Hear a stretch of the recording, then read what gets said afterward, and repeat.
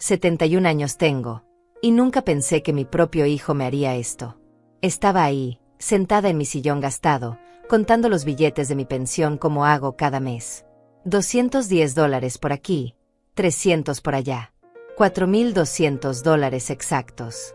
Mi única seguridad en este mundo. El ritual de siempre, separar el dinero para la comida, para las medicinas, para los servicios. Cada billete tenía su destino, su propósito. Era mi manera de sentir que tenía control sobre algo en esta vida que se me escapaba de las manos como arena. Raúl entró a la casa como una tormenta. Sin saludar, sin preguntar cómo estaba. Sus ojos se clavaron directo en el sobre que tenía en mis manos temblorosas. Vera, esa mujer que nunca me ha dirigido una sonrisa sincera, venía detrás de él con una sonrisa que me heló la sangre. Llevaba un vestido nuevo, zapatos que costaban más que mi comida de una semana. Ya llegó tu pensión, mamá. La forma en que lo dijo no era una pregunta. Era una afirmación. Una orden disfrazada. Sus ojos tenían esa mirada que conocía bien, la misma que ponía de niño cuando quería algo y sabía que lo iba a conseguir a como diera lugar. Sí, mijo, apenas estaba organizando para... No pude terminar la frase. De un movimiento brusco, Raúl me arrebató el sobre de las manos. Los billetes se esparcieron un poco por mi regazo, algunos cayeron al suelo. Él los juntó con una agilidad que me dejó paralizada, como si hubiera practicado este momento 1000 veces en su cabeza. Mi corazón se detuvo. Literalmente se detuvo. Estás loca. Ese es el dinero que va a pagar nuestras vacaciones. Las palabras me golpearon como bofetadas. Una tras otra. Vacaciones. Nuestras vacaciones. Como si yo fuera parte de ese nuestras, cuando claramente no lo era. Como si mi dinero fuera suyo por derecho divino. Vera aplaudió. Sí, aplaudió como si fuera un espectáculo. Como si el robo de la pensión de una anciana fuera motivo de celebración. Sus manos pequeñas y cuidadas, con uñas perfectas que yo sabía que costaban más que mis medicamentos, chocando una contra la otra mientras sus ojos brillaban de codicia pura. Por fin. Cancún, aquí vamos, gritó ella, saltando como una niña. Una niña de 32 años, celebrando haber robado a su suegra. 5 estrellas, todo incluido, vista al mar. Me quedé ahí, con las manos vacías y temblorosas, sintiendo como si me hubieran arrancado el alma junto con ese sobre. Ese dinero representaba mis medicinas para la presión, mi comida, la seguridad de poder pagar la luz y el agua.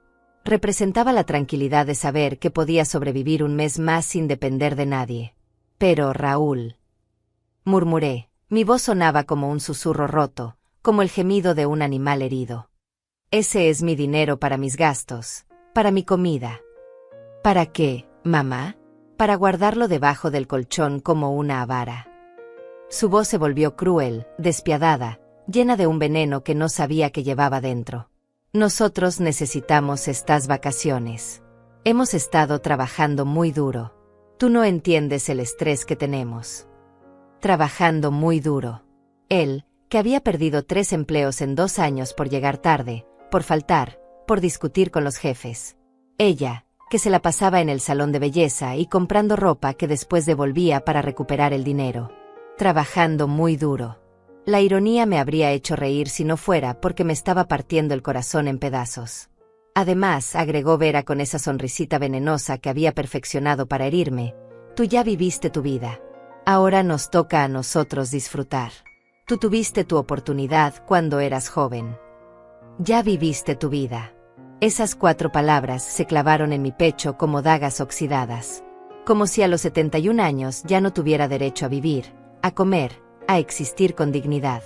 Como si fuera un mueble viejo del que había que deshacerse. Raúl contó los billetes frente a mí, uno por uno, lentamente, como si yo fuera una extraña. Como si no fuera la mujer que lo cargó 9 meses, que se desveló cuando tenía fiebre, que trabajó dobles turnos limpiando casas para pagarle la universidad que nunca terminó, los cursos que abandonó, los caprichos que siempre le cumplí. 4,200 exactos. Perfecto para el hotel, todo incluido con spa. Lo dijo con una sonrisa que no reconocí.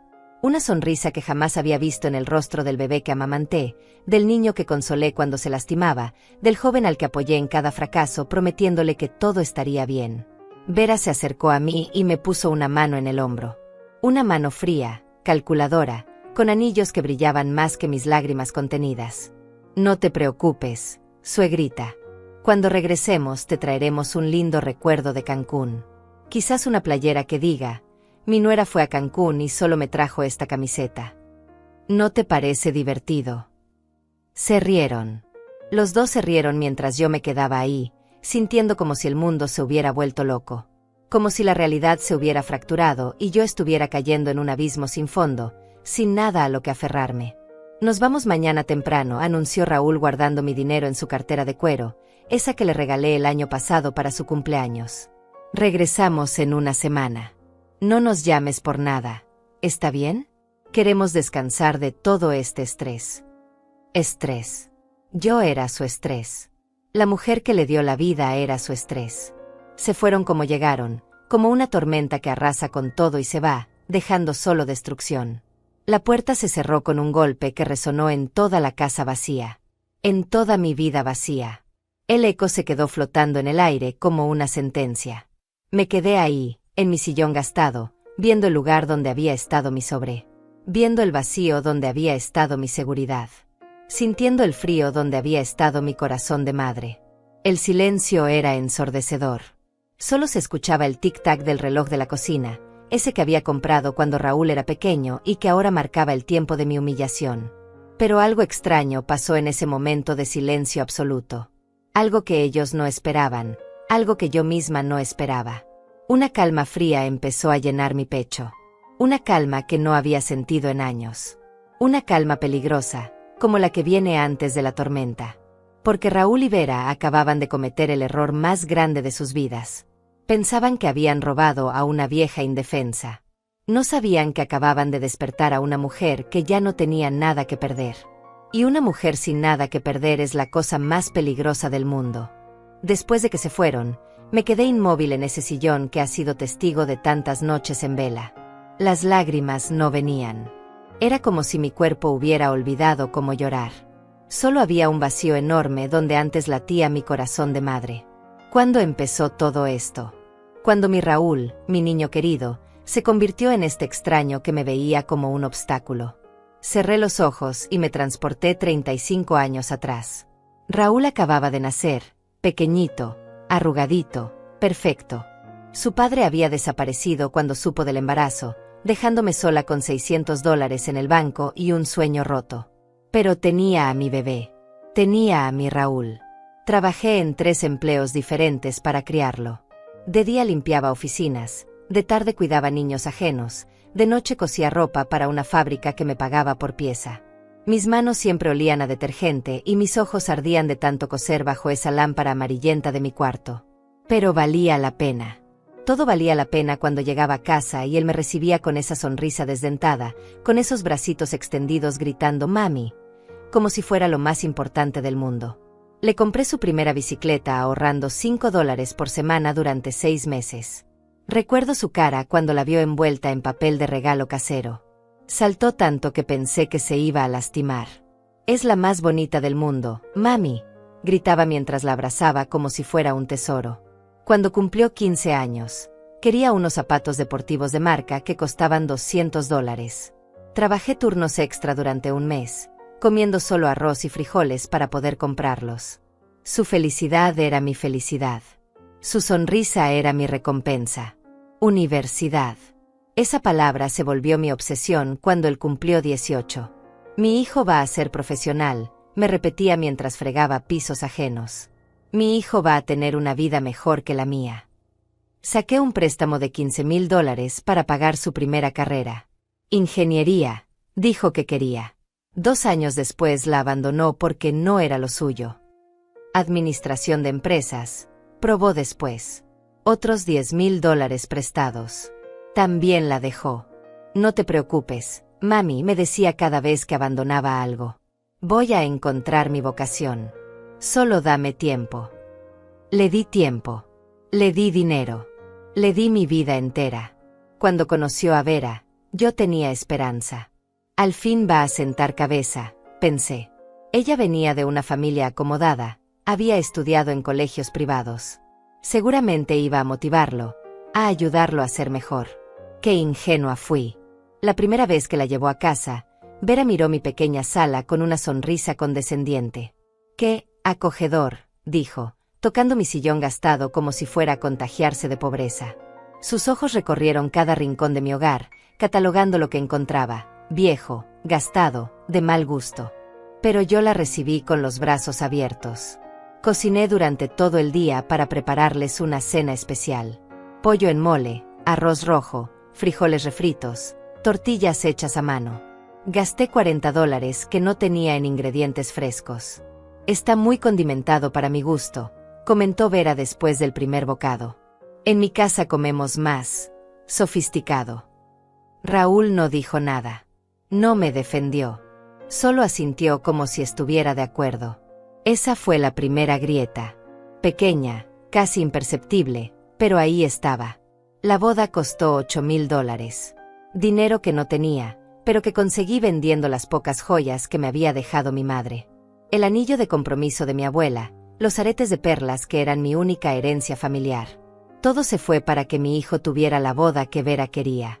No es gran cosa, susurró ella a sus amigas durante la recepción, pero era lo que podían permitirse. Después de la boda, las visitas se volvieron menos frecuentes. Primero venían cada semana, después cada 15 días, luego una vez al mes. Siempre tenían excusas: trabajo, compromisos sociales, cansancio. Estamos muy ocupados construyendo nuestro futuro, mami, me explicaba Raúl cuando yo preguntaba por qué ya no venían. Nuestro futuro. Ya no era mi futuro o tu futuro. Era nuestro. Y yo no estaba incluida en ese nuestro. Los primeros pedidos de dinero llegaron disfrazados de emergencias. Se nos descompuso el carro. Mami, ¿nos puedes prestar $500? Vera necesita un tratamiento dental urgente. ¿Tienes $1,000 que nos puedas dar? Nunca era un préstamo real. El dinero desaparecía como agua en el desierto, y cuando yo preguntaba tímidamente cuándo me lo regresarían, Raúl se molestaba. ¿En serio me vas a cobrar, mami? Después de todo lo que has hecho por mí, ahora me cobras como si fuera un extraño. La culpa me carcomía. Tenía razón, ¿verdad? Era mi hijo. Todo lo que tenía era suyo también. Pero luego llegó mi jubilación, y con ella, mi pensión mensual de $4,200. De repente, las visitas se volvieron regulares otra vez. Muy regulares. Siempre a final de mes, cuando llegaba mi cheque. Queremos asegurarnos de que estés bien, mami, decía Raúl. Pero sus ojos no me miraban a mí. Miraban el sobre que llegaba puntualmente cada 30 días. Deberías darnos tu dinero para que lo invirtamos, sugirió Vera hace 6 meses. Nosotros entendemos mejor de finanzas. Tú solo lo gastas en tonterías. Tonterías. Mi comida era una tontería. Mis medicinas eran tonterías. Mi derecho a decidir sobre mi propio dinero era una tontería. Pero yo resistí. No, mijita. Prefiero manejarlo yo. Desde entonces, las visitas se volvieron tensas. Vera suspiraba constantemente. Raúl se veía irritado. Hacían comentarios sobre lo terca que me había vuelto, sobre lo difícil que era lidiar conmigo. Es que a esta edad ya no razonan igual, le decía Vera a Raúl, hablando de mí como si yo no estuviera ahí. Mi abuela también se puso muy rara antes de... Ya sabes. Antes de morirse. Eso era lo que no se atrevía a decir. Antes de morirse y dejar libre el dinero para que ellos lo gastaran. Y ahora, después de meses de insinuaciones y presiones sutiles, habían decidido no esperar más. Habían decidido simplemente tomarlo. Abrí los ojos y miré mi sala vacía. El mismo sillón gastado, la misma mesa rayada, las mismas cortinas descoloridas. Pero algo había cambiado. Yo había cambiado. Por primera vez en años, veía claramente.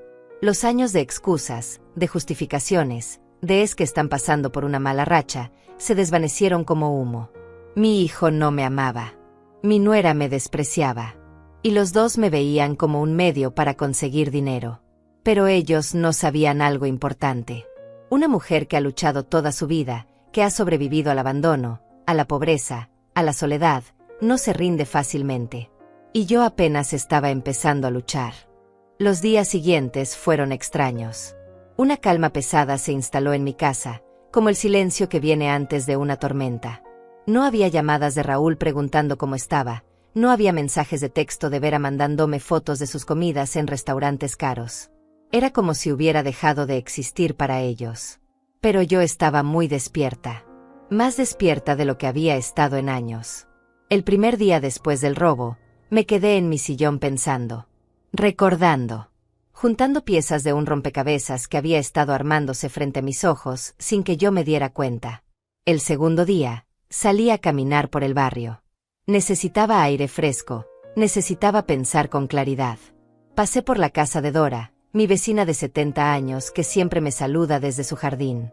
Inés, ¿cómo estás, querida? Me gritó desde su puerta. Te ves diferente. ¿Todo bien? Me acerqué a su cerca.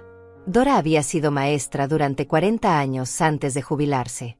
Tenía esa habilidad de leer a las personas como si fueran libros abiertos. Dora, ¿puedo preguntarte algo?, le dije. ¿Tú has visto a Raúl y Vera últimamente por aquí? Su expresión cambió. Se puso incómoda, como si le hubiera preguntado algo que prefería no contestar. Bueno, sí. Los he visto, dijo lentamente. Ayer en la tarde, de hecho. Estaban cargando unas maletas muy grandes en su carro. Se veían muy contentos. El corazón se me encogió. Con mi dinero. Se habían ido de vacaciones con mi dinero y ni siquiera habían tenido la decencia de decirme adiós. También, continuó Dora, mirando hacia todos lados como si fuera a contarme un secreto. Los vi la semana pasada hablando con un hombre en traje. Estaban en tu puerta, pero tú no estabas. El hombre tenía unos papeles. Papeles. Un hombre en traje. Un frío extraño me recorrió la espalda. ¿Qué tipo de papeles, Dora? No sé, querida. Pero Raúl se veía muy nervioso. Vera también. Como si estuvieran escondiendo algo. Esa noche no pude dormir. Daba vueltas en mi cama preguntándome qué papeles podían ser. ¿Facturas? ¿Documentos legales? ¿Algo relacionado con mi casa? El tercer día decidí investigar. Revisé todos mis cajones, todos mis documentos importantes. Todo parecía estar en orden hasta que llegué a mi escritorio pequeño, donde guardo los papeles de la casa. El folder donde tenía la escritura de mi propiedad estaba revuelto. Los papeles no estaban en el orden que yo siempre mantengo. Alguien los había revisado. Con las manos temblorosas, saqué todos los documentos y los revisé uno por uno. Escritura de la casa, papeles del seguro, recibos de servicios. Todo parecía estar ahí, pero... un momento. Faltaba algo. El documento original de mi testamento. Ese papel donde declaraba que todo lo que tenía le correspondía a Raúl cuando yo muriera. Ese documento que había firmado hace 5 años, cuando todavía creía que mi hijo me amaba. ¿Dónde estaba? Busqué en todos los cajones, en todas las carpetas. Nada. El testamento había desaparecido. Mi corazón empezó a latir tan fuerte que pensé que me iba a dar un infarto. Si Raúl tenía mi testamento, si lo había tomado sin decirme. Corrí al teléfono y marqué el número del licenciado Tadeo Romero, el abogado que me había ayudado a hacer ese testamento años atrás. Era un hombre mayor, de barba canosa, que tenía su oficina a pocas cuadras de mi casa. Licenciado Romero, habla Inés Pérez. Necesito verlo urgentemente. Señora Inés, qué gusto escucharla. ¿En qué puedo ayudarla? Es sobre mi testamento. El que hicimos hace 5 años. ¿Usted tiene una copia? Por supuesto. Todos los testamentos que elaboro quedan archivados aquí. ¿Hay algún problema? Creo que alguien se llevó mi copia original. Hubo un silencio del otro lado de la línea. Señora Inés, ¿puede venir a mi oficina mañana por la mañana? Esto es algo que necesitamos discutir en persona. Al día siguiente llegué temprano a la oficina del licenciado Romero. Su secretaria, una mujer joven de anteojos, me ofreció café mientras esperaba. Mis manos temblaban tanto que casi no podía sostener la taza. «Pase, señora Inés», me dijo el licenciado después de unos minutos. Su oficina estaba llena de libros y papeles, pero todo muy ordenado. Él se veía preocupado. «Siéntese, por favor.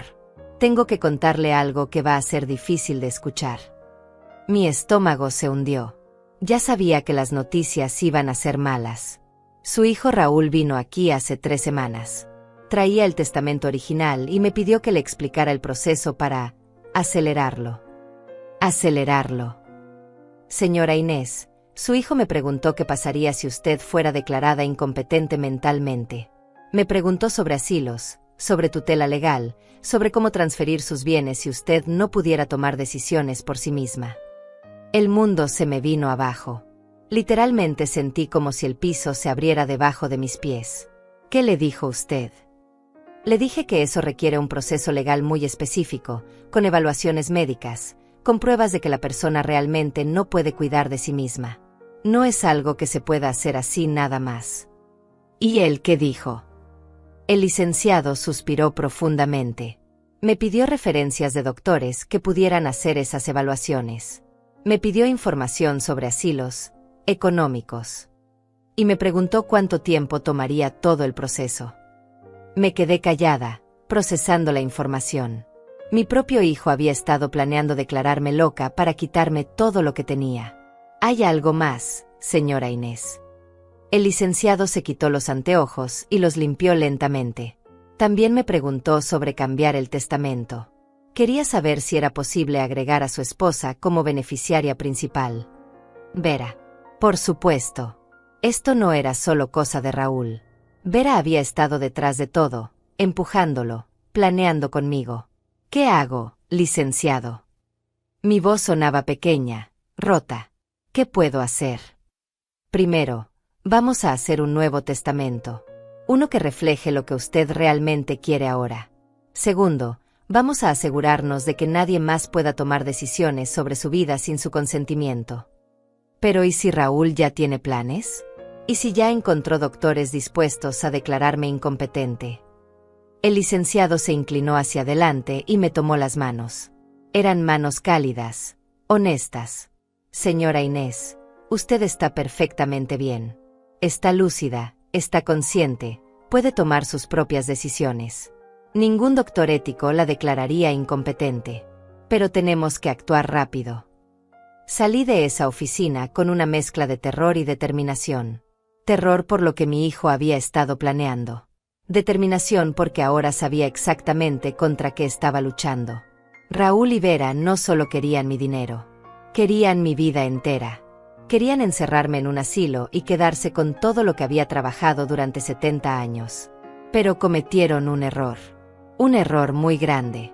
Se fueron de vacaciones con mi dinero pensando que yo iba a quedarme en casa, callada, esperando a que regresaran para continuar con sus planes. No sabían que durante esa semana que iban a estar fuera, yo iba a estar muy ocupada planeando su destrucción. Los siguientes días fueron los más solitarios de mi vida, pero también los más reveladores. Mi casa se sentía diferente sin la presencia tóxica de Raúl y Vera. Era como si pudiera respirar por primera vez en meses. Me levanté cada mañana con una sensación extraña en el pecho. Al principio pensé que era tristeza, pero después me di cuenta de que era algo que no había sentido en años. Libertad. La libertad de no tener que fingir que estaba bien cuando no lo estaba. La libertad de no tener que pretender que no veía sus miradas de desprecio. El primer día después de mi visita al licenciado Romero, me dediqué a revisar cada rincón de mi casa. No solo buscaba más documentos perdidos. Buscaba pistas. Señales de que habían estado husmeando en mis cosas más de lo que yo sabía. En mi recámara, encontré mi joyero revuelto. Las pocas joyas que me quedaban estaban fuera de lugar.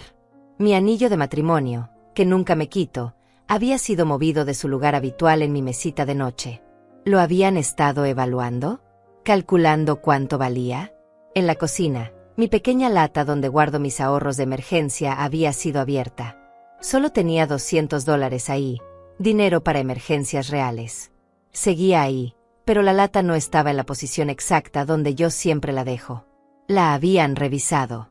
Estaban catalogando todo lo que tenía, como buitres esperando que muriera. El segundo día, decidí hacer algo que no había hecho en meses: salir a caminar por el mercado local. Necesitaba comida, pero más que eso, necesitaba ver gente normal. Gente que no me viera como un obstáculo o una fuente de dinero. Doña Carmen, que vende frutas en el puesto de la esquina, me recibió con su sonrisa de siempre. Inés, ¿cómo está usted? La veo más, no sé, más animada hoy. Gracias, Carmen. ¿Cómo están sus nietos? Hablamos durante 20 minutos sobre sus nietos, sobre el clima, sobre las noticias del barrio. Conversación normal. Conversación donde yo importaba como persona, no como una cuenta bancaria ambulante. Cuando llegué a casa, tenía 3 mensajes en mi contestadora. El primero era de una voz que no reconocí. Señora Pérez, habla del Hospital San Miguel. Su hijo Raúl nos pidió que la contactáramos para programar una evaluación médica completa. Por favor, llámenos al...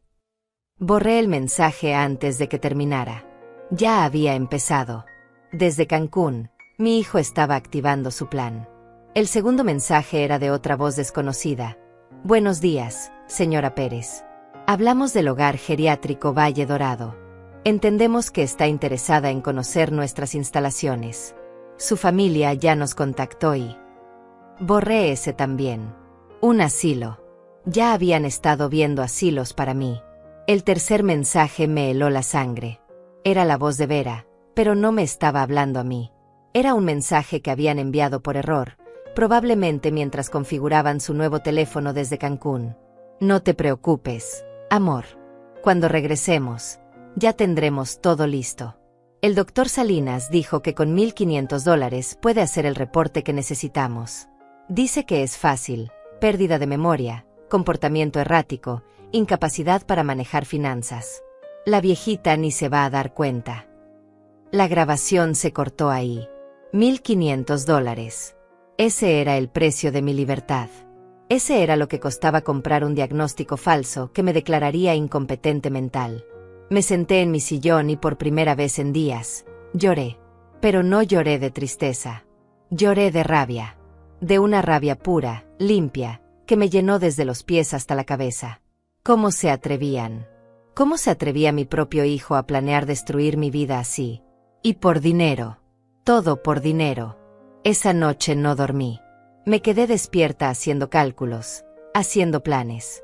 Si ellos podían ser estratégicos, yo también. Al día siguiente llamé al licenciado Romero. Licenciado, necesito que me ayude con algo más. ¿Usted conoce a un doctor Salinas? ¿Rafael Salinas? Sí, lo conozco. ¿Por qué pregunta? Es honesto. Hubo una pausa larga. Señora Inés, el doctor Salinas perdió su licencia hace 2 años por falsificar reportes médicos. ¿Dónde escuchó ese nombre? Le conté sobre el mensaje accidental de Vera. El licenciado suspiró profundamente. Esto es más serio de lo que pensé. Van a falsificar un reporte médico. Eso es un delito federal. ¿Qué puedo hacer? ¿Tiene grabado ese mensaje? Sí. Guárdelo. Lo vamos a necesitar. Y señora Inés, vamos a necesitar más evidencia. Si realmente van a hacer esto, necesitamos estar preparados. Después de colgar, me quedé pensando. Evidencia. Necesitaba más evidencia. Esa tarde fui a la casa de Dora. Ella estaba regando sus plantas cuando llegué. Dora, ¿te puedo pedir un favor muy grande? Claro, querida. ¿Qué necesitas? ¿Podrías ayudarme a estar atenta a lo que pasa en mi casa cuando Raúl y Vera regresen? Creo que van a intentar hacer algo malo. Le conté todo. Dora me escuchó con los ojos cada vez más grandes. Dios mío, Inés, eso es terrible. ¿Me ayudarías? Por supuesto. De hecho, tengo una cámara de seguridad pequeña que mi hijo me instaló el año pasado. Podemos enfocarla hacia tu puerta principal. Esa noche, mientras Dora instalaba la cámara, yo revisé todos mis papeles importantes otra vez. Esta vez los fotografié con el teléfono que Raúl me había regalado el año pasado, probablemente para espiarme. Ahora me daba cuenta. También llamé a mi banco. Buenos días. Habla Inés Pérez. Tengo la cuenta número 4471. Sí, esa. Quiero cambiar todas las autorizaciones de mi cuenta. Quiero remover a todas las personas autorizadas y agregar una nueva contraseña de seguridad. ¿Está segura, señora Pérez? Su hijo Raúl ha estado autorizado durante 5 años. Completamente segura. A partir de ahora, solo yo puedo acceder a mi dinero. Cuando colgué, sentí algo que no había sentido en años. Control. Por primera vez en mucho tiempo, yo tenía el control sobre mi propia vida. El 6º día, recibí una llamada de un número desconocido. ¿Señora Pérez? Habla el doctor Salinas. Tengo entendido que su familia está preocupada por su salud mental. Doctor Salinas, lo interrumpí con una voz más fría de lo que había usado en mi vida. Tengo entendido que usted perdió su licencia médica hace 2 años. Silencio total del otro lado. No sé de qué me habla, señora. Y tengo entendido que mi hijo le pagó $1,500 para que haga un reporte falso sobre mi salud mental. Más silencio. Señora, creo que hay una confusión. No hay ninguna confusión, doctor. Y quiero que sepa algo. Estoy grabando esta llamada. Colgó inmediatamente. Esa noche me senté en mi sillón con una taza de té de manzanilla, viendo por la ventana hacia la calle vacía. En 2 días, Raúl y Vera regresarían de sus vacaciones pagadas con mi dinero. Regresarían esperando encontrar a una vieja débil y confundida, lista para ser manipulada. Pero iban a encontrar algo muy diferente. Iban a encontrar a una mujer que ya sabía todos sus planes. Una mujer que tenía evidencia. Una mujer que ya no tenía miedo. Una mujer que estaba lista para la guerra. El 7º día fue cuando decidí tomar el control completamente. Ya no era suficiente estar a la defensiva. Si Raúl y Vera querían jugar sucio, yo les iba a enseñar cómo se jugaba realmente. Me levanté temprano, a las 6 de la mañana, con una claridad mental que no había tenido en años. Hice mi café, me vestí con mi mejor ropa, un vestido gris que había guardado para ocasiones especiales, y salí de casa con una determinación que me sorprendió a mí misma. Mi primera parada fue el banco. Necesitaba información precisa sobre el movimiento de mis cuentas en los últimos meses. Buenos días, le dije a la cajera, una muchacha joven de sonrisa amable. Necesito un estado de cuenta detallado de los últimos 6 meses. Mientras imprimía los papeles, revisé cada transacción. Ahí estaba todo, los retiros autorizados que Raúl había hecho usando mi tarjeta adicional. $500 en marzo. 700 en abril. 800 en mayo. Más de $3,000 que había sacado poco a poco, sin preguntarme. ¿Hay algo más en lo que pueda ayudarla, señora Pérez?, preguntó la cajera. Sí. Quiero cancelar todas las tarjetas adicionales de mi cuenta y cambiar todos los códigos de acceso. También quiero que me den una constancia por escrito de todos los retiros no autorizados. La muchacha me miró con preocupación. ¿Retiros no autorizados? ¿Quiere reportar un robo? Exactamente eso quiero hacer. Media hora después salí del banco con una carpeta llena de documentos que probaban que Raúl había estado robándome dinero durante meses. No eran préstamos. No eran ayudas familiares. Eran robos documentados. Mi segunda parada fue la oficina del licenciado Romero. Esta vez llevaba mi propia agenda. Licenciado, necesito que me ayude a hacer algo que va más allá de protegerme. Necesito contraatacar. Me miró con curiosidad. ¿Qué tiene en mente, señora Inés? Quiero demandar a mi hijo por robo, por fraude y por intento de coerción. Tengo las pruebas. Le mostré los estados de cuenta, le reproduje el mensaje accidental de Vera donde hablaba del doctor Salinas, le conté sobre las llamadas del hospital y del asilo. El licenciado silbó bajito. Esto es muy serio. Con esta evidencia, no solo puede protegerse legalmente, sino que puede presentar cargos criminales. ¿Cuánto tiempo necesita para preparar todo? 2 días. Para cuando ellos regresen de Cancún, vamos a tener todo listo. Mi tercera parada fue inesperada, incluso para mí. Fui al centro comercial donde trabaja Hilario, el hermano menor de Vera. Él siempre había sido diferente al resto de su familia, más humilde, más trabajador. Había escuchado a Vera quejarse de él muchas veces, diciendo que era el fracaso de la familia porque trabajaba en una tienda de electrónicos en lugar de tener una carrera universitaria. Lo encontré organizando televisores en el mostrador. ¿Hilario? Soy Inés, la suegra de tu hermana Vera. Se sorprendió al verme. Doña Inés, ¿qué hace por aquí? Necesito hablar contigo. ¿Tienes unos minutos en tu descanso? Nos sentamos en la cafetería del centro comercial. Hilario se veía nervioso, como si supiera que algo malo estaba pasando. Hilario, ¿tú sabías que tu hermana y mi hijo se fueron de vacaciones a Cancún? Sí. Vera me mandó fotos por WhatsApp. Se ven muy contentos. ¿Sabías que pagaron esas vacaciones con mi pensión? Con dinero que me robaron. Su expresión cambió completamente. ¿Cómo dice? Le conté todo. El robo del sobre, los planes de declararme incompetente, los retiros no autorizados. Hilario se puso más pálido con cada detalle. Yo sabía que algo estaba raro, murmuró finalmente. Vera me dijo que usted les había dado dinero para las vacaciones, pero se veía muy nerviosa cuando me lo contó. Y hace unas semanas me preguntó cosas extrañas sobre asilos, sobre cuánto costaban. ¿Qué más te preguntó? Me preguntó si yo sabía de doctores que, como lo dijo, que fueran flexibles con los diagnósticos. Yo le dije que no sabía de qué me hablaba. Hilario se quedó callado por un momento, jugando con su café. Doña Inés, yo quiero mucho a mi hermana, pero lo que me está contando, eso está mal. Muy mal. ¿Me ayudarías? ¿Me ayudarías a demostrar la verdad? Sin dudarlo, asintió. ¿Qué necesita que haga? Necesito que me mandes capturas de pantalla de todas las fotos que Vera te mandó de Cancún.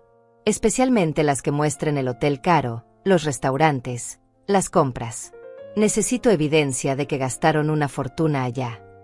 Lo haré ahora mismo. Mientras Hilario me mandaba las fotos al teléfono, yo me di cuenta de algo importante. No estaba sola en esto. Había gente buena dispuesta a ayudarme, gente que entendía la diferencia entre lo correcto y lo incorrecto. Mi cuarta parada fue la más dolorosa. Fui a la casa donde había vivido con Raúl cuando era niño, la casa que había vendido para comprar mi departamento actual. Los nuevos dueños eran una pareja joven con 2 niños pequeños. No sé por qué fui ahí. Tal vez necesitaba recordar tiempos mejores, cuando Raúl realmente me amaba. O tal vez necesitaba cerrar ese capítulo de mi vida para siempre. Me quedé parada en la banqueta, viendo a los niños jugar en el jardín que yo había cuidado durante años. Sus risas me recordaron a Raúl cuando tenía esa edad, cuando corría hacia mí después de la escuela gritando «Mami», con esa sonrisa pura que derretía mi corazón. ¿En qué momento se había roto todo? ¿En qué momento mi niño amoroso se había convertido en este hombre que me robaba y planeaba encerrarme en un asilo? Una lágrima rodó por mi mejilla, pero no era una lágrima de tristeza. Era una lágrima de despedida. Me estaba despidiendo del hijo que había perdido hace años, del hijo que probablemente nunca había existido realmente. Regresé a casa al atardecer, cargada de documentos, de evidencias, de un plan sólido. Dora me esperaba en su jardín. ¿Cómo te fue, querida? Bien, Dora. Todo está saliendo bien. Mañana regresan, ¿verdad? Sí. Mañana empieza el verdadero espectáculo. Esa noche preparé todo meticulosamente. Organicé todos los documentos en carpetas separadas, evidencia bancaria, grabaciones de audio, capturas de pantalla, testimonios. Cada pieza de evidencia estaba marcada y catalogada como me había enseñado el licenciado Romero. También preparé algo más. Un discurso.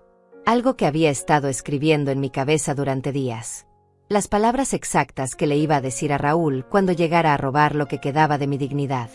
Pero el robo ya no iba a suceder. Porque ya no iba a haber una víctima esperándolo.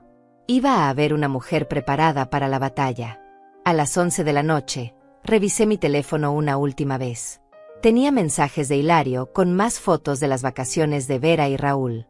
Fotos de una suite que costaba $500 por noche. Fotos de cenas que costaban $200. Fotos de compras de ropa de marca. Todo pagado con mi dinero. Todo documentado. Todo evidencia. Me acosté esa noche con una sonrisa extraña en los labios. Por primera vez en meses, iba a dormir profundamente. Porque mañana, cuando Raúl y Vera llegaran esperando continuar con su plan de destruirme, se iban a encontrar con la sorpresa de sus vidas. Se iban a encontrar con una mujer que había estado una semana preparándose para destruirlos a ellos primero. El octavo día llegó con un sol brillante que se sentía como una señal. Hoy regresarían de Cancún, bronceados y relajados, creyendo que habían disfrutado impunemente de mi dinero robado.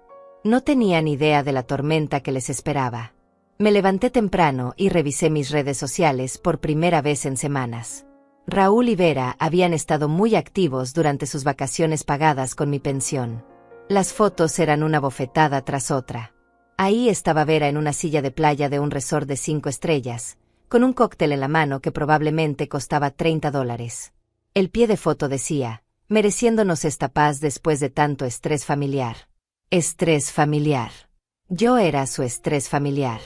Raúl había publicado una foto desde un restaurante elegante, sosteniendo una langosta gigante. Cuando trabajas duro, te puedes dar estos gustos. Gracias vida por quitarme la negatividad de encima. La negatividad. Yo era la negatividad de la que se había liberado. Pero la foto que más me dolió fue una que habían subido juntos, brindando con champán en lo que parecía ser una cena romántica. Vera llevaba un vestido nuevo que reconocí de las tiendas caras del centro comercial, probablemente de $200. Raúl tenía una camisa de lino blanca que nunca le había visto. El pie de foto de esa imagen me partió el corazón. A partir de ahora, solo personas que sumen en nuestras vidas. Bye bye a todo lo que nos drena energía. Bye bye a todo lo que les drena energía. Su propia madre les drenaba energía. Seguí revisando. Habían gastado como millonarios durante una semana. Masajes en el spa, excursiones en yate, compras en boutiques exclusivas. Cada foto era evidencia de cómo habían despilfarrado mi dinero mientras yo me quedaba en casa comiendo arroz y frijoles porque no tenía dinero para más. Pero también eran evidencia legal. Cada foto tenía fecha, hora y ubicación. El licenciado Romero me había explicado que esto probaría que habían gastado una cantidad desproporcionada de dinero en fechas específicas, dinero que habían robado de mi pensión. A las 10 de la mañana, mientras tomaba mi café en el sillón, sonó mi teléfono. Era un número que no reconocía. ¿Señora Pérez? Habla de la Aerolínea Nacional. Su hijo Raúl Pérez nos pidió que la contactáramos para confirmar su vuelo de mañana. Mi sangre se heló. Mi vuelo. Sí, señora. Vuelo a Miami. Después conexión a un destino internacional. Su hijo pagó el boleto completo, primera clase. Confirma su asistencia. Yo. No sé de qué vuelo me habla. Señora, según nuestros registros, es un viaje médico. Su hijo mencionó que usted necesita tratamiento especializado en el extranjero. Colgué el teléfono con las manos temblando. Un vuelo a Miami. Un tratamiento médico en el extranjero. No era difícil imaginar qué tipo de tratamiento habían planeado para mí. Probablemente alguna clínica en otro país donde sería más fácil hacerme desaparecer legalmente. Donde podrían declararme incompetente sin las protecciones legales que tenía aquí. Inmediatamente llamé al licenciado Romero. Licenciado, acaban de llamarme de una aerolínea. Raúl compró un boleto a mi nombre para mañana. Dice que es para tratamiento médico en el extranjero. Dios mío. Señora Inés, esto es secuestro planeado. No puede subirse a ese avión bajo ninguna circunstancia. ¿Qué hago? Nada. No haga nada. Déjelos que lleguen, que ejecuten su plan. Pero ahora vamos a estar listos para arrestarlos en el momento exacto en que lo intenten. Después de colgar, me senté a procesar lo que acababa de escuchar. Mi propio hijo había planeado sacarme del país. Probablemente para internarme en alguna institución donde nunca más pudiera reclamar mis derechos o mi dinero. Era peor de lo que había imaginado.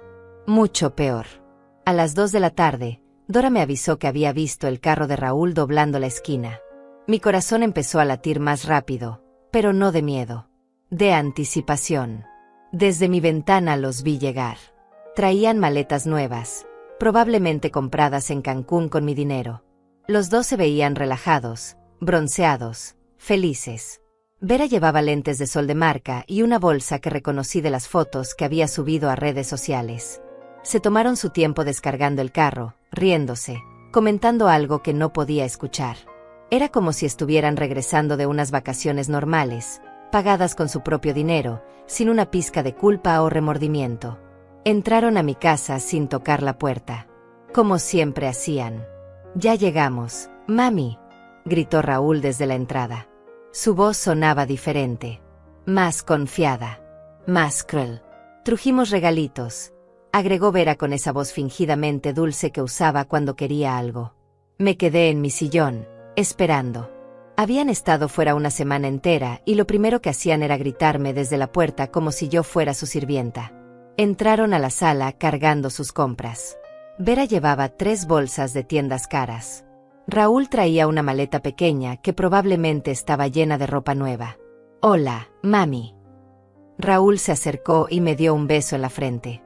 Un beso que se sintió como hielo. «¿Cómo te portaste mientras no estábamos?» Como si fuera una niña. Como si necesitara que me cuidaran. «Te trajimos esto», Vera me extendió una bolsita pequeña. Adentro había una playera blanca barata con la palabra Cancún en letras de colores chillantes. Probablemente costaba $5 en cualquier puesto de souvenirs. $5. Después de gastar mi pensión completa de $4,200 en lujos para ellos, me traían un regalo de $5. «Gracias», murmuré, sosteniendo la playera barata. «¿No te emociona?», preguntó Vera con una sonrisa falsa.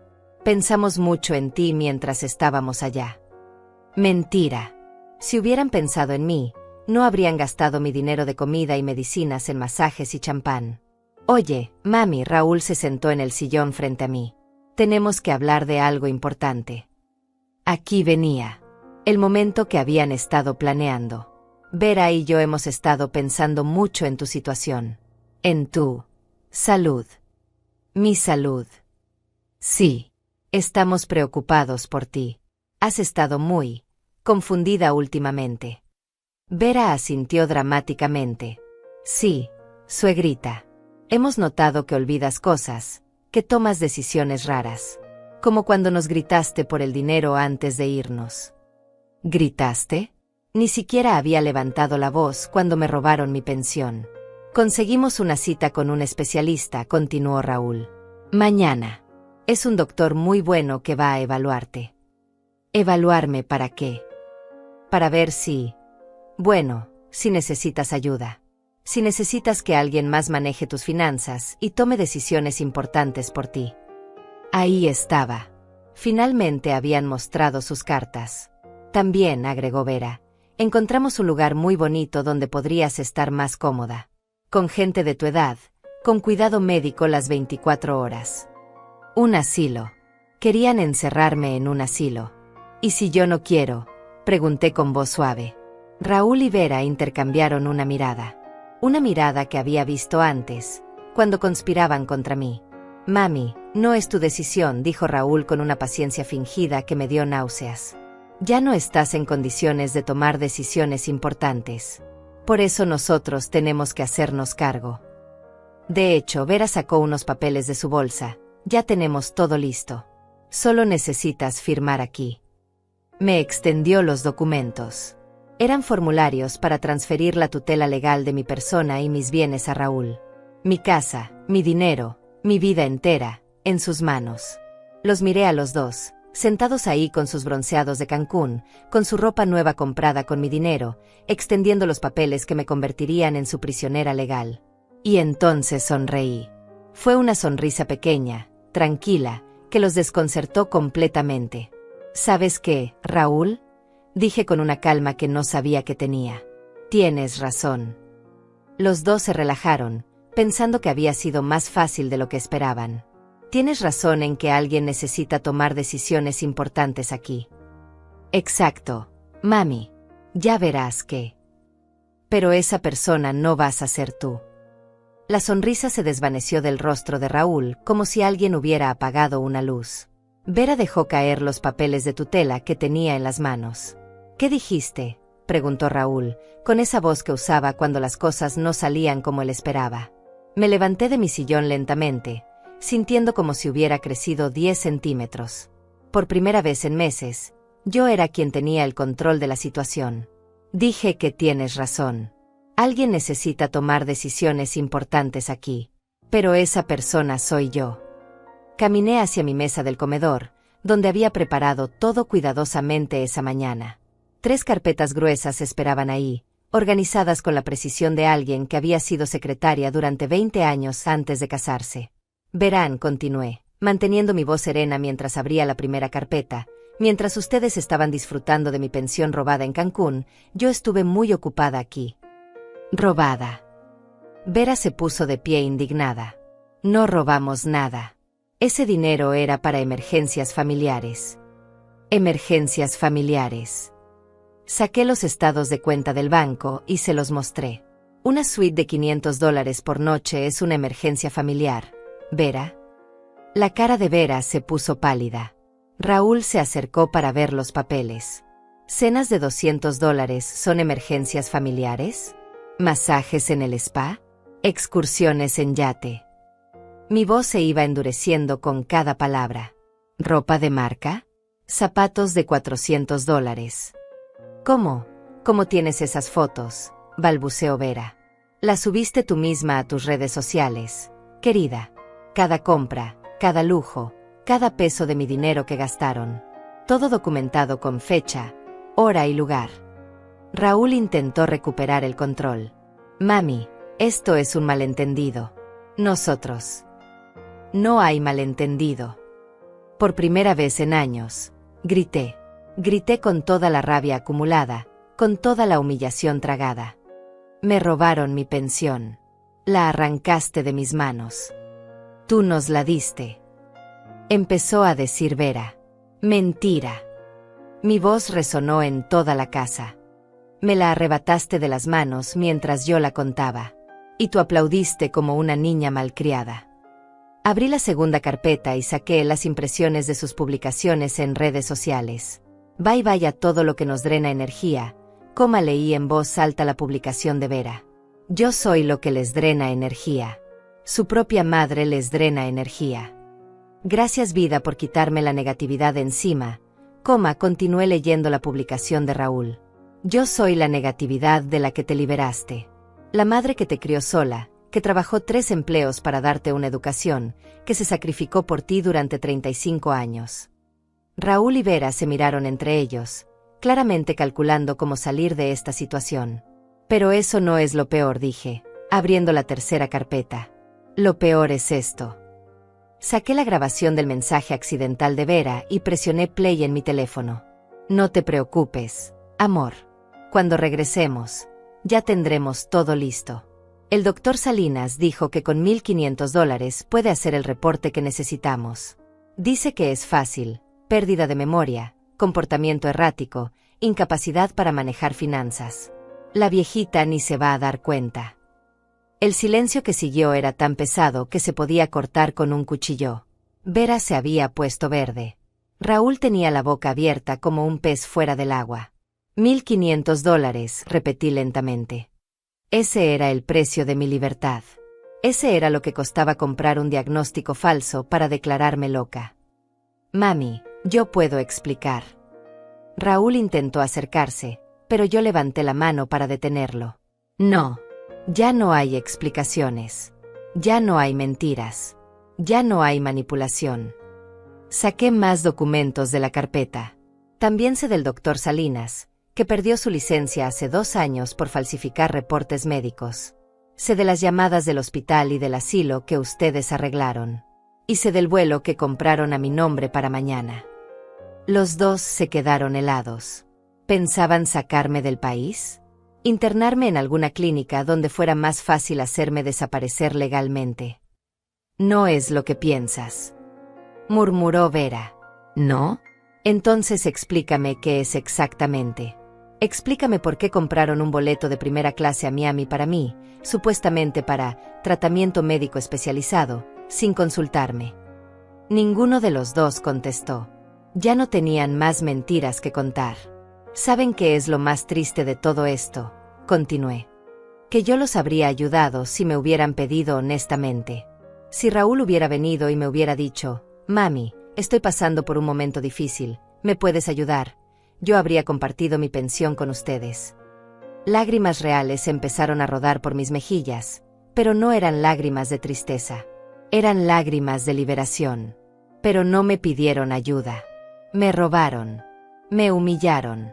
Planearon destruir mi vida y encerrarme como si fuera un animal. Raúl finalmente encontró su voz. «Mami, todavía podemos arreglar esto. Todo fue idea de Vera, yo». ¿Qué? Vera se volvió hacia él como una furia. «Ahora es mi culpa. Tú fuiste quien dijo que tu madre era una carga. Tú fuiste quien contactó al doctor falso. Tú me presionaste», gritó Raúl de vuelta. «Tú dijiste que merecíamos su dinero».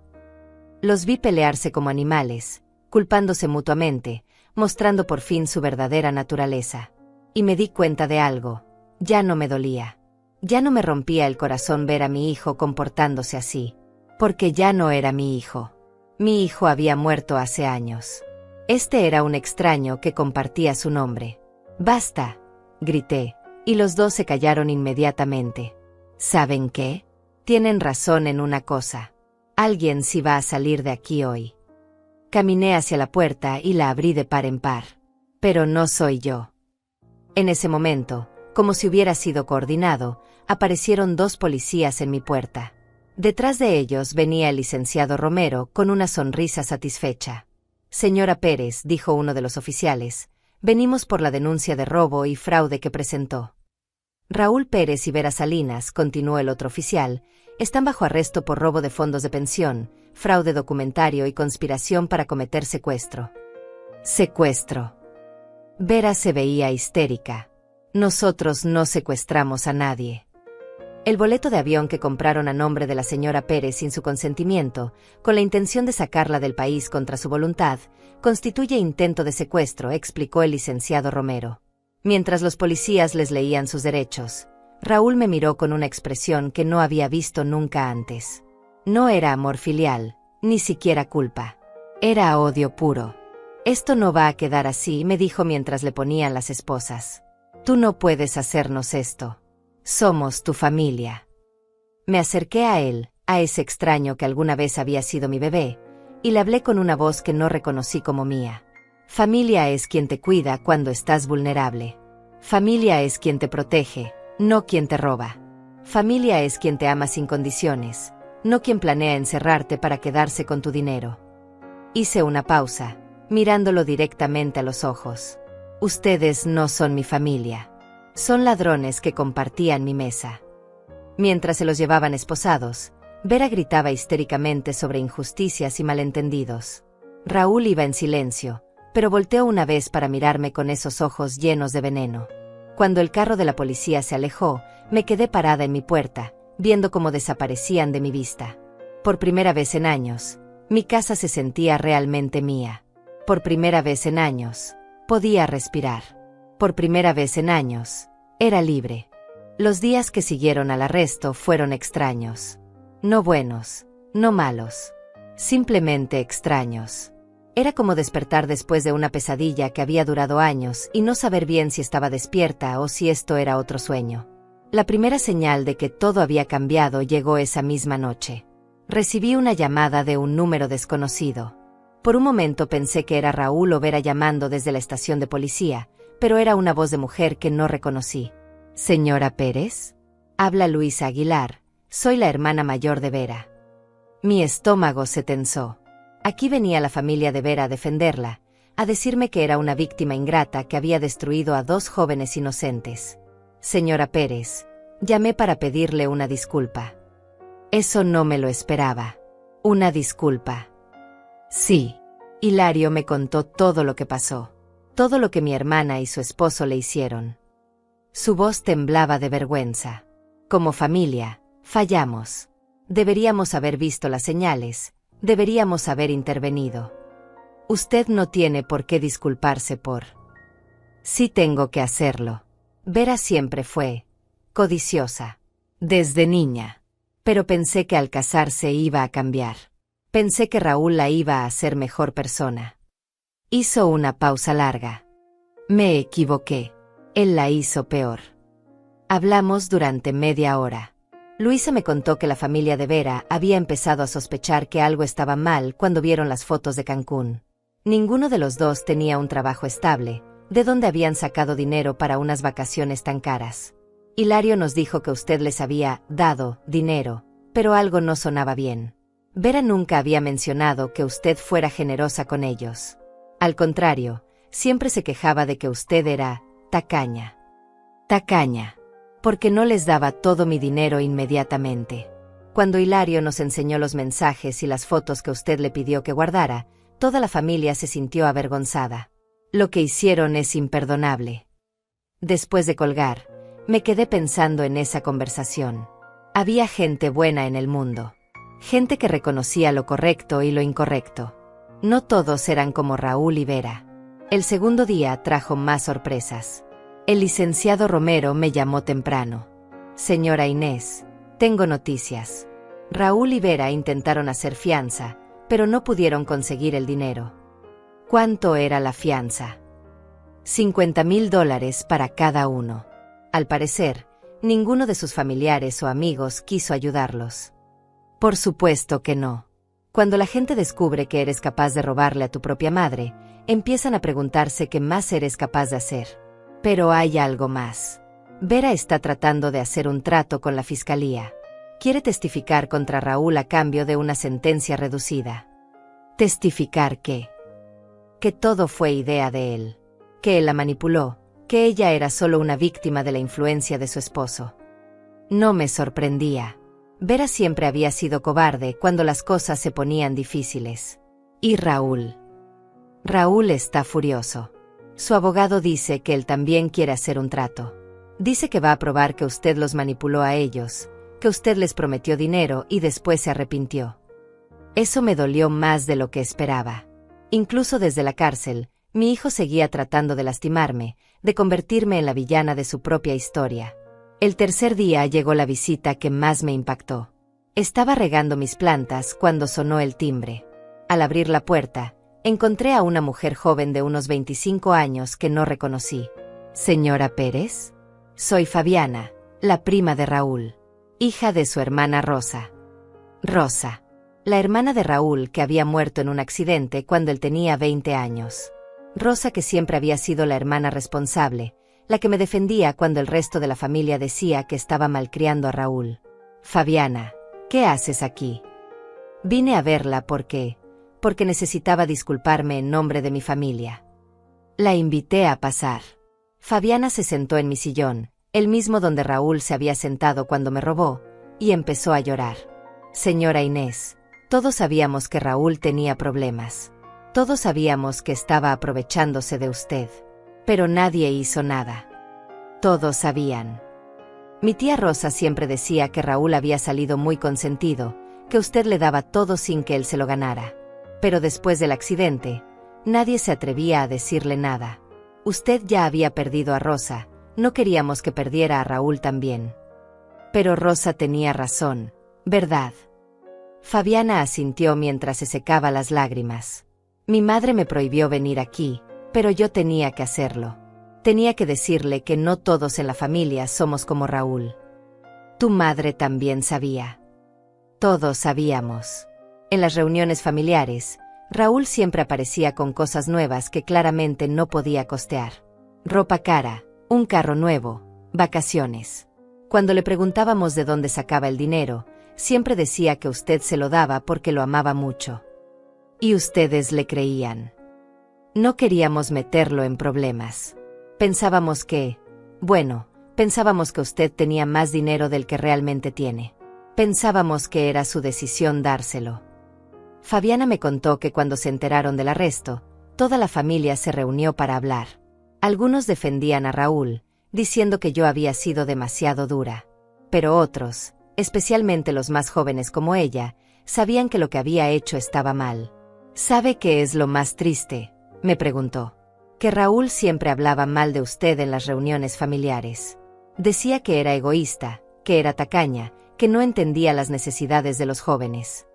Eso me partió el corazón. Durante años, Mientras yo me preocupaba por él, mientras sacrificaba mis propias necesidades por las suyas, él había estado hablando mal de mí con toda la familia. Pero mi tía Rosa lo defendía siempre, continuó Fabiana. Decía que usted había sido la mejor madre que había conocido, que había criado a Raúl sola y que se merecía respeto. Después de que Fabiana se fue, me senté en mi sillón a procesar todo lo que me había dicho. Durante años había pensado que era solo Vera quien había envenenado a Raúl contra mí. Pero la verdad era que Raúl había empezado a verme como un obstáculo mucho antes de conocerla. El cuarto día trajo la noticia que estaba esperando. El licenciado Romero me llamó con la voz emocionada. Señora Inés, tengo noticias excelentes. El banco acaba de confirmar que van a reembolsarle todos los retiros no autorizados que Raúl hizo de su cuenta. Todos. $3.200 que él había estado robando poco a poco durante los últimos 6 meses. $3.200. Dinero que yo había estado culpándome por gastar, pensando que me estaba volviendo descuidada con mis finanzas. Dinero que él había estado robando sistemáticamente. También, continuó el licenciado, el seguro de su casa va a cubrir los gastos legales de todo este proceso. Y hay algo más. ¿Qué? La fiscalía está considerando agregar más cargos. Aparentemente, Raúl había estado usando su información personal para solicitar créditos a su nombre. Créditos.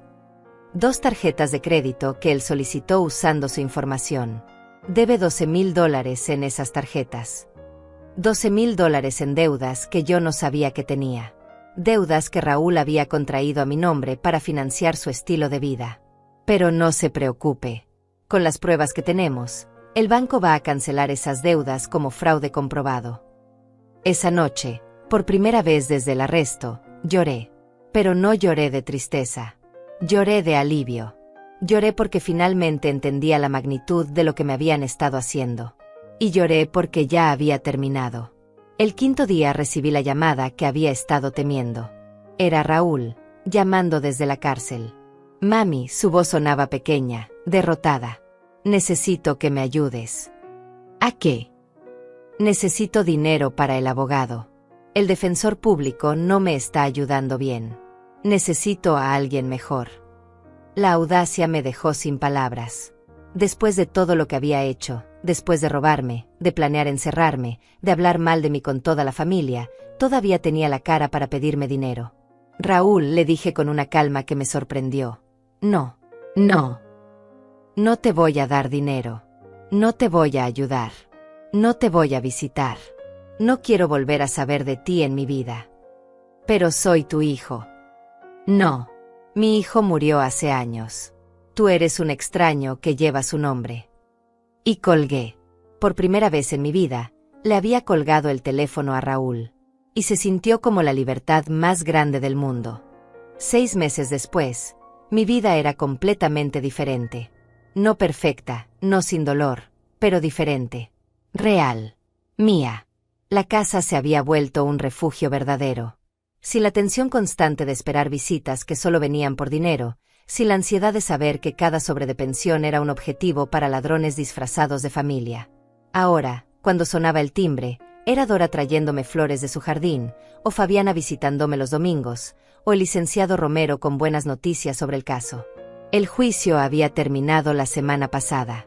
Raúl fue sentenciado a 3 años de prisión por robo, fraude y conspiración. Vera recibió 2 años por su cooperación con la fiscalía, aunque su testimonio contra Raúl no la había salvado tanto como esperaba. Al final, los jueces vieron claramente que ambos habían sido igualmente culpables. Durante el juicio, tuve que testificar. Fue uno de los días más duros de mi vida, pero también uno de los más liberadores. Parada frente a ese juez, contando mi historia con mi propia voz, viendo cómo Raúl evitaba mi mirada mientras yo describía cada humillación, cada robo, cada plan cruel que habían hecho en mi contra. ¿Y cómo se sintió usted, señora Pérez?, me preguntó el fiscal, cuando descubrió que su propio hijo había planeado internarla en un asilo usando un diagnóstico médico falso. Como si hubiera estado criando a un extraño durante 35 años, respondí. Como si el bebé al que amamanté, el niño al que consolé, el joven al que apoyé en cada fracaso, hubiera sido reemplazado por alguien capaz de destruir a su propia madre por dinero. Hubo silencio total en esa sala. Algunos jurados tenían lágrimas en los ojos. Cuando el juez leyó las sentencias, Raúl finalmente me miró. Esperaba ver arrepentimiento, dolor, algo que me dijera que quedaba algo del hijo que había amado. Pero solo vi resentimiento. Hasta el final, yo era la culpable en su mente. Yo era quien había arruinado su plan perfecto. Vera lloró histéricamente cuando escuchó su sentencia. Gritó que era injusto, que ella había sido manipulada, que yo la había manipulado para testificar contra ellos. Hasta el final, buscando a alguien más a quien culpar por sus propias decisiones. Lo saqué de la sala sin voltear atrás. Después del juicio, muchas cosas cambiaron.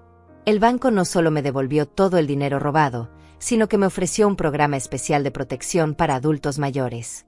Ahora tengo alertas automáticas para cualquier movimiento inusual en mis cuentas, y nadie puede acceder a mi dinero sin mi autorización directa y una confirmación por teléfono.